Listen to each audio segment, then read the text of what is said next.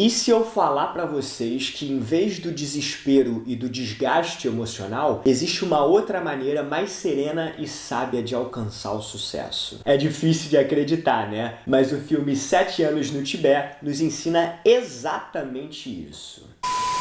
Pessoal, só uma notícia bem rapidinha para vocês. Como vocês devem estar vendo, eu estou usando óculos escuros e vou ter que usá-lo por mais algumas semanas aí. Isso porque eu realizei a cirurgia de correção da miopia e do astigmatismo. Mas enfim, só para vocês saberem que tá tudo bem e que vocês vão me ver assim durante algum tempinho aí, beleza? Agora vamos pro que interessa. Fala galera, tudo tranquilo com vocês? Eu me chamo Patrick Magela e hoje o nosso papo vai ser sobre um filme que consegue abordar com uma sensibilidade extraordinária temas como o valor da amizade, o amadurecimento e a busca pelo verdadeiro sucesso. Portanto, a bola da vez é o filme 7 Anos no Tibete. E logo de cara nós já temos alguns indicativos de que esse filme é maravilhoso e que precisa ser explorado a fundo. A começar pela presença do Brad Pitt, que é sempre um ponto alto que não se pode deixar de mencionar, mas principalmente porque esse filme conta a história de uma amizade muito improvável entre o 14º e atual Dalai Lama e um alpinista austríaco chamado Heinrich Harrer.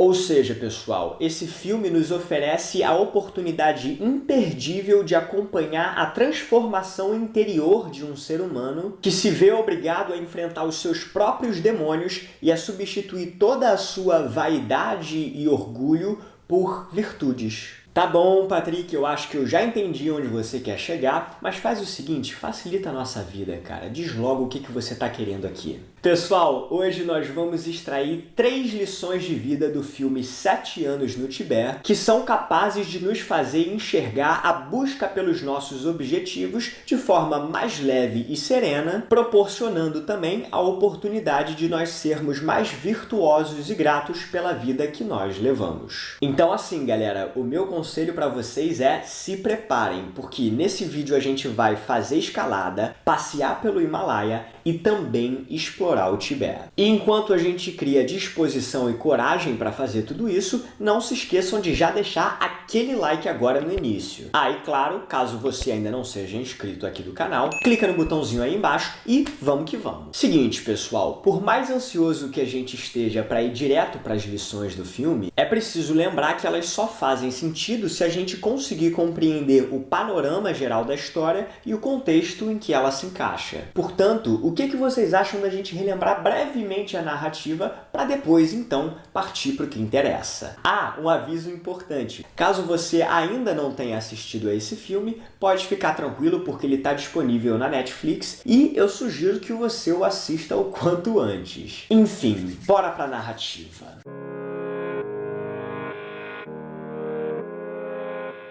O filme inicia na Segunda Guerra Mundial e conta a história verídica de um austríaco chamado Heinrich Harrer, um alpinista muito famoso e que, apesar da sua esposa estar aguardando o nascimento do seu primeiro filho, se arrisca a realizar o impossível: viajar até o Himalaia e escalar o 9º pico mais alto do mundo. Bom, depois de muitos riscos e complicações na sua viagem, o Heinrich se vê impossibilitado de voltar para casa por conta da guerra e, portanto, busca abrigo no Tibete. E imerso em uma nova cultura e tendo se tornado amigo do Dalai Lama, ele se vê obrigado a questionar suas crenças e certezas e, assim, a se tornar um ser humano cada vez melhor. Pessoal, o protocolo foi cumprido até aqui e como a gente já compreendeu um pouquinho melhor a história do filme, nada mais justo do que a gente partir para o que interessa, que são os ensinamentos presentes na obra. Então, simbora escalar essa montanha.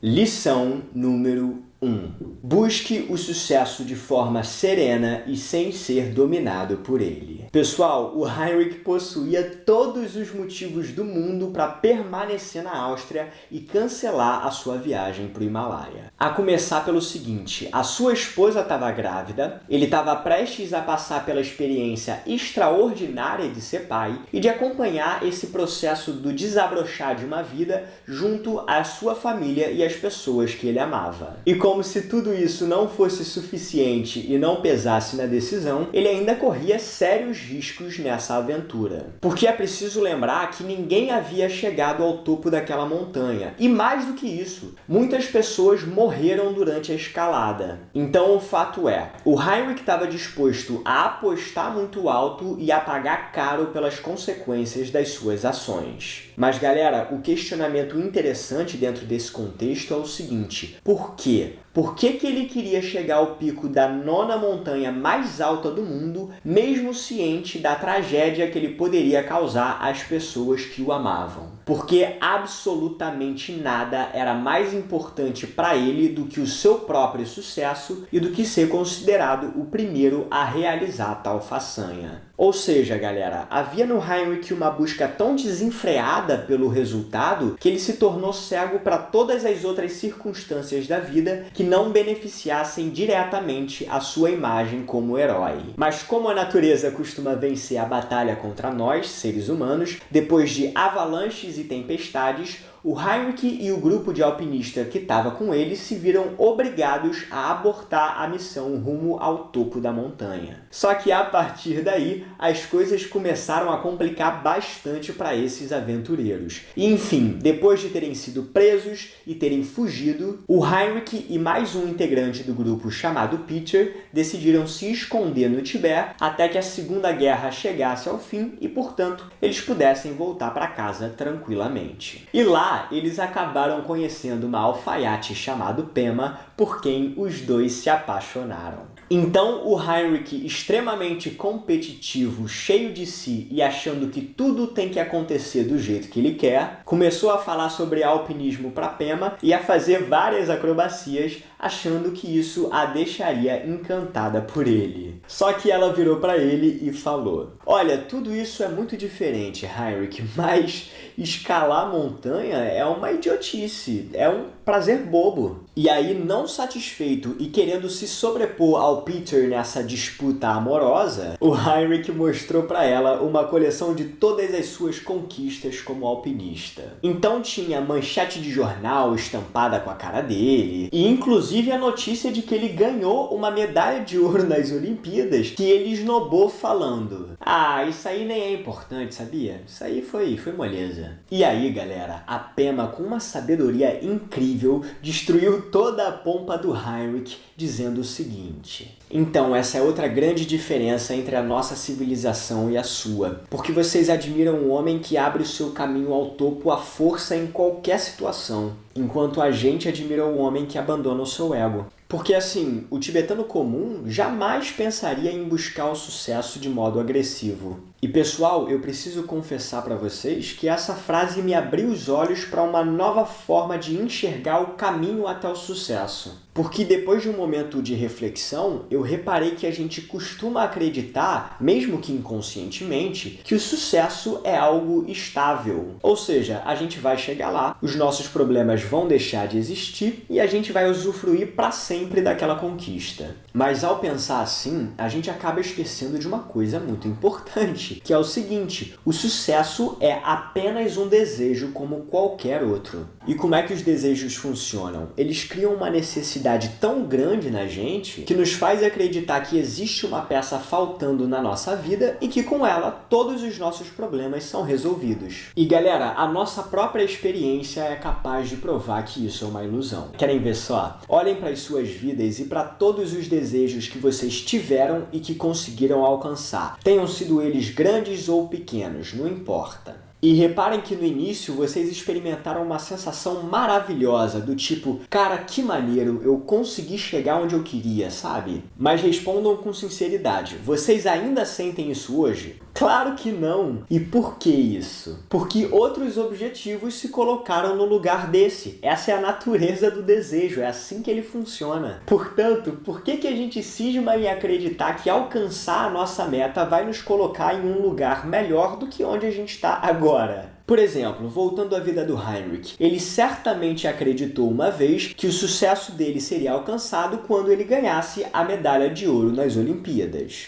E ele fez isso, mas foi o suficiente? Não, porque outro desejo tomou o lugar daquele. Qual? O de chegar ao topo da 9ª montanha mais alta do mundo. E se ele tivesse conseguido, vocês realmente acham que ele pararia por aí? Então, galera, a primeira coisa que a gente precisa compreender é que o sucesso é um desejo. Ou seja, correr atrás dele é como tentar alcançar o horizonte. Não vai dar certo. Portanto, quanto antes a gente desencanar disso, melhor vai ser. E um outro ponto que é muito importante, mas que fala sobre coisas que nem sempre a gente quer descobrir e investigar sobre nós, é o seguinte: o sucesso é uma forma falha que nós encontramos de dar sentido à nossa vida e de nos preencher como seres humanos. Pessoal, reparem que geralmente nos nossos sonhos e fantasias sobre o futuro, nós somos reconhecidos por terceiros como uma pessoa importante. E a pergunta essencial aí é: por quê? Bom, isso acontece porque a gente tem dificuldade em enxergar o nosso próprio valor e, portanto, a gente precisa que outras pessoas o encontrem em nós. E, pessoal, eu sei que esse assunto às vezes dói um pouco, mas segurem firme porque essa é uma oportunidade que a gente está tendo de enfrentar essa barreira juntos. Enfim, voltando ao que interessa. Vocês lembram que a Pema disse que o sucesso do tibetano está em abandonar o seu ego e que eles jamais fariam isso de modo agressivo? Então, nós precisamos compreender que a única saída para a gente não se tornar refém e ser consumido pelo sucesso, como aconteceu com o Heinrich, é abandonar a ideia de que ele vai suprir algo que está faltando em nós. Porque, bom, como a gente viu que o sucesso é um desejo e que, portanto, ele vai continuar se manifestando independentemente do que aconteça, isso significa que não faz sentido extrair o nosso senso de identidade dele. Portanto, galera, o nosso maior e melhor trabalho é sobre nós mesmos. Porque uma vez que a gente entenda de verdade que o nosso valor não está atrelado ao que nós alcançamos, mas sim em quem nós somos, aí o sucesso para de ter todo aquele apelo sobre nós e assim a gente consegue caminhar em direção a ele sem pressa e sem desespero. Ué, Patrick, mas então quer dizer que o sucesso é algo ruim? Não, de jeito nenhum. Pelo contrário, traçar metas e alcançá-las é maravilhoso e não tem absolutamente nada de errado com isso. A única coisa que a gente não deve fazer é acreditar na ilusão de que isso vai nos libertar e nos dar valor. Portanto, galera, não se esqueçam, façam como os tibetanos e busquem o sucesso de forma serena e sem ser dominado por ele. Lição número 2. Se renda à presença da vida. Pessoal, ao longo da sua estada no Tibete, o Heinrich acaba despertando o interesse de uma figura interessantíssima que na época tinha por volta dos seus 14, 15 anos, o Dalai Lama. E como é que isso se deu? Bom, o Dalai Lama gostava de observar a cidade através de um telescópio. Era uma espécie de passatempo que ele tinha. E aí, num determinado dia, ele viu um homem de cabelo amarelo que era diferente de todas as pessoas que ele tinha conhecido na vida. E disposto a conhecer mais aquela figura, o Dalai Lama enviou um convite oficial para que o Heinrich fosse conhecê-lo. E aí, é claro, antes do encontro, o Heinrich foi brifado sobre quais pronomes de tratamento ele deveria usar na presença do Dalai Lama, como ele deveria se portar e quais rituais deveriam ser realizados. Bom, o fato é, finalmente chegou o tão esperado dia e o Heinrich foi pego de surpresa. Afinal de contas, ele estava esperando encontrar uma pessoa mais velha. E aí, com uma sabedoria impressionante para sua idade, o Dalai Lama quebrou o gelo da seguinte forma: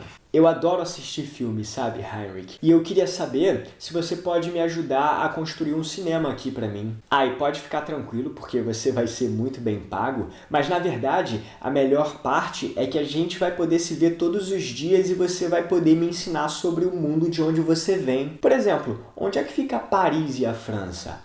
E o que é coquetel Molotov? Mas uma coisa, quem é o Jack o Estripador? Ou seja, galera, eles logo se tornaram amigos. E com o passar do tempo, o Heinrich se deu conta de que um fenômeno muito curioso estava acontecendo com ele, que era o seguinte: quanto mais ele ensinava sobre a sua vida para o Dalai Lama, mais ele aprendia sobre a vida em si. Aliás, eu tenho certeza de que vocês também já tiveram a oportunidade de experienciar esse processo. E o mais maravilhoso é que você não precisa estar dentro de sala de aula para que isso aconteça. Porque o lance é o seguinte: quanto mais você dá ao universo, mais você recebe. Enfim, depois de muitas trocas e aprendizados entre os dois, o Dalai Lama decidiu fazer uma pergunta extremamente simples e direta ao Heinrich, mas que, assim como todas as questões simples, foi extremamente difícil de responder. Ele falou o seguinte: Heinrich, o que você mais gosta nas escaladas? Assim, por que você faz isso?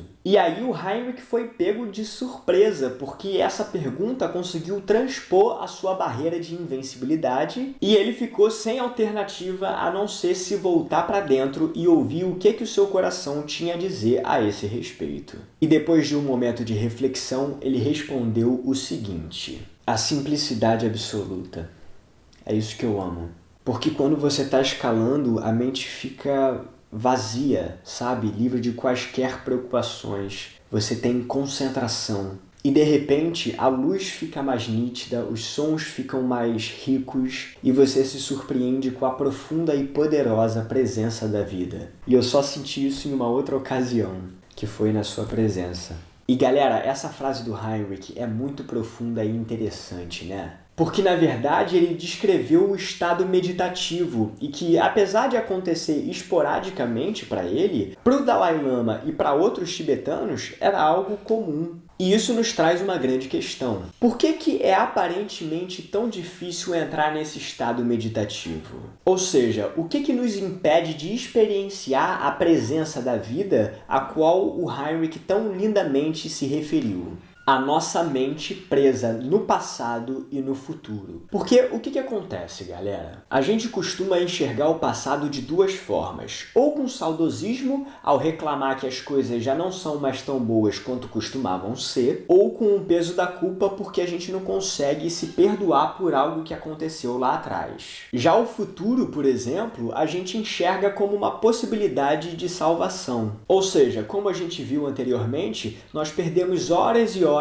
imaginando cenários em que as coisas dão certo pra gente e que nós somos admirados por outros. Só que onde é o único lugar em que a vida acontece? Aqui e agora. Portanto, se a gente ficar se ocupando com qualquer coisa que não esteja aqui, nós estamos nos impedindo de experienciar esse estado meditativo. Mas Patrick, meu querido, você não sabe como é que é a minha vida. Eu tenho um monte de pendência para resolver. Então assim, de repente, lá na frente, quando as coisas se acalmarem, aí sim eu vou poder focar nesse tal de agora. Mas nesse momento, de jeito nenhum. Olha, galera, quanto a isso, a gente não pode esquecer que nós temos uma capacidade impressionante de acreditar em todas as histórias que a nossa mente nos conta. E outra coisa, a gente já viveu o suficiente para saber que quando uma pendência é resolvida, outra surge. Então, se eu for esperar a minha vida ficar tranquila para poder experienciar o estado meditativo, eu vou morrer sem saber o que é isso. Portanto, galera, a ideia aí é compreender que a presença nos oferece a oportunidade de enxergar um mundo novo a cada momento e que ela é a melhor forma de nós sermos gratos à vida. Tá bom, Patrick, muito bonito isso daí, mas nem sempre o momento presente é tão agradável assim, né? É verdade, tem vezes que a gente atravessa momentos difíceis e que desafios surgem na nossa vida. Mas qual é a única saída? Se render a tudo isso. Porque remar contra a maré não vai adiantar. Ou seja, a gente precisa aceitar algo óbvio sobre a vida, que é o seguinte: as coisas são como são e nem sempre como a gente quer que elas sejam. E olhem que curioso, galera, nós ainda temos o mesmo comportamento de quando nós éramos crianças, só que agora encoberto com a maturidade da vida adulta. Porque, por exemplo, na infância, a gente começava a chorar e a fazer pirraça quando não conseguia o que queria. E hoje em dia as coisas não são tão diferentes assim, né? Porque talvez o choro e a pirraça tenham sido substituídos por reclamações e xingamentos, mas em essência o comportamento é o mesmo, porque a gente cisma em acreditar que pode controlar algo que não cabe a nós. Ou seja, galera, a gente precisa compreender que é preciso nos libertar do passado e do futuro e entregar toda a nossa atenção ao aqui e agora, que é onde a vida está. Experimentem fazer isso. Então, por exemplo, se vocês perceberem que a atenção se dispersou, voltem com ela ao momento presente. Não se deixem consumir pelo pensamento, que vocês vão sentir diretamente o benefício do estado meditativo. Ah, e o melhor de tudo é que a gente não precisa escalar uma montanha do Himalaia e nem conhecer o Dalai Lama para poder experienciar aquilo que o Heinrich chamou de a presença da vida. Porque ela está sempre disponível para nós, então basta trazer a atenção para o momento presente. Terceira e última lição, e pessoal, essa está alinhada com toda a nossa jornada que nós fizemos pelo Tibete até agora. Ou seja, não há maneira melhor da gente se despedir dessa obra, então pega essa beterraba. Se o problema pode ser resolvido, não há por que se preocupar com ele. Pessoal, apesar de parecer muito durão do lado de fora e até mesmo sem sentimentos, o Heinrich, desde que saiu da Áustria, não conseguiu parar de pensar no seu filho. Parece que o peso da responsabilidade foi recaindo sobre os seus ombros a cada passo que ele dava. Tanto que ele tentou se comunicar diversas vezes com o filho através de cartas, mas chegou um momento em que ele acabou desistindo porque o filho disse que nunca o considerou como pai. E depois de atravessar uma espécie de limbo existencial, o Heinrich foi salvo pela sua relação com o Dalai Lama. Porque por mais que houvesse uma discrepância grande na idade, havia uma parceria tão linda e profunda entre os dois que o Heinrich percebeu que a vida valia a pena. Agora, é importante dizer que mesmo assim ele não conseguiu esquecer a imagem do seu filho nem por um instante sequer. Bom, mas o fato é o seguinte, o tempo foi passando, a Segunda Guerra Mundial chegou ao fim, o Tibete começou a ter diversos problemas com a China e o Heinrich foi aos poucos se integrando cada vez mais àquela cultura e se apegando às pessoas, principalmente ao Dalai Lama. E então, num determinado dia, o Heinrich estava preocupadíssimo com a segurança do Dalai Lama, temendo que a China pudesse pegá-lo e fazer alguma coisa com ele, enfim, ele estava uma pilha de nervos. E aí o Dalai Lama, mais uma vez com a sua sabedoria absoluta e uma capacidade em perceber a real preocupação do Heinrich por trás daquilo tudo, disse o seguinte: Heinrich, aqui no Tibete a gente tem um ditado que diz: se o problema puder ser resolvido, não adianta se preocupar com ele. Se ele não puder, se preocupar também não vai adiantar. E meu amigo, eu adoro você, mas eu não sou o seu filho. E a sua missão aqui já acabou. Então volta para sua terra e fica ao lado de quem você mais quer, que é o seu verdadeiro filho. E galera, essa frase me abriu os olhos para mais um comportamento que a gente costuma ter e que simplesmente não nos leva a lugar nenhum, que é o fato da gente acreditar que remoer um problema vai nos aproximar da sua solução. E olhem como a beleza e a simplicidade da sabedoria tibetana nos são úteis nesse caso. Porque o Dalai Lama conseguiu compreender por trás das palavras e dos gestos do Heinrich que ele estava postergando e sofrendo com um problema que poderia ser resolvido sem qualquer dor de cabeça. Ele queria ver o filho dele, não é? Então bastava fazer as malas e voltar para casa. Simples assim. E se a gente parar para analisar os problemas presentes na nossa vida, a gente pode se surpreender ao perceber que eles podem ser resolvidos de forma semelhante. Só que a gente tem a mania curiosa de se apegar às dificuldades, mesmo sabendo o quanto esse comportamento nos desgasta física, emocional e psicologicamente. Ah, Patrick, você tá falando daquilo que pode ser resolvido, né, meu querido? Mas a minha vida, por exemplo, tá cheia de problema que não tem solução. E aí? Ué, como o Dalai Lama nos disse, se não há solução, então não existe motivo para se preocupar. Então, galera, toca o barco e vai viver a vida independente disso. Porque a gente não precisa encontrar uma saída genial para tudo. E às vezes só o tempo é capaz de resolver algumas coisas. Aliás, existe uma outra frase muito interessante sobre esse mesmo tema, que diz o seguinte: o que não pode ser resolvido, resolvido está. Portanto, galera, a lição aí é compreender que existe uma maneira muito mais simples, bela, sábia e eficaz de lidar com os problemas. E que nos torturar pensando neles não vai nos aproximar da solução. Então, como o filme 7 anos no Tibete nos ensinou, se o problema pode ser resolvido, não há por que se preocupar com ele. Pessoal, me contem aqui nos comentários, por favor, qual lição mais reverberou com vocês e também se vocês querem que a gente fale sobre outros filmes do Brad Pitt. Por exemplo, Clube da Luta, Troia, enfim. Bom, esse foi o papo de hoje. Então, um beijo pra vocês.